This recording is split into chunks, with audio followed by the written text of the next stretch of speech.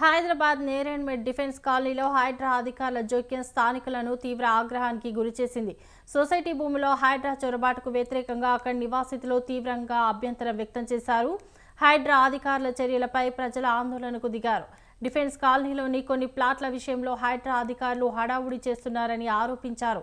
తమకు హక్కులు లేని భూముల్లో జోక్యం చేసుకోవడమేంటని స్థానికులు హైడ్రా అధికారుల్ని ప్రశ్నిస్తున్నారు. ఈ సొసైటీ ల్యాండ్ వచ్చి 112 ఎకరాల 12 గుంటలు. దాదాపుగా అన్ని ప్లాట్లు అందరికీ ఎక్స్-సర్వీస్మెన్లకు అలాట్ జరిగింది.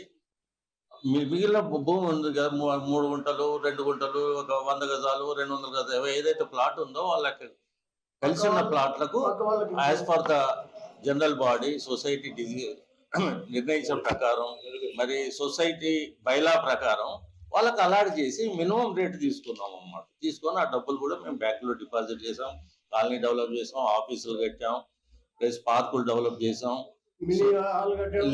లీజ్ ఇవ్వాల్సిన వాళ్ళు కూడా లీజ్, ఒక పూజారికి కావాలి, ఒక బార్బర్ కావాలి, ఒక పాలతను, ఒక చికెన్ సెంటర్. సో దాంట్లో తప్పేముంది, ఇవన్నీ ఇవ్వాల్సిన వాళ్ళకి ఇచ్చాము. అది సో ఇది జరుగుతుంది. ఈ భూమి మాత్రం అసలు హైడ్రాకి సంబంధం లేదు. హైడ్రాను మిస్గైడ్ చేసింది డాక్టర్ జ్యోతి అని అమ్మాయి. హైడ్రాది కనుక ఫాలో అవుతాయి, కరెక్ట్ మా బైలాస్ అవుతాయి, వాళ్ళు తప్పకుండా రియలైజ్ అవుతారు ఈ విషయంలో.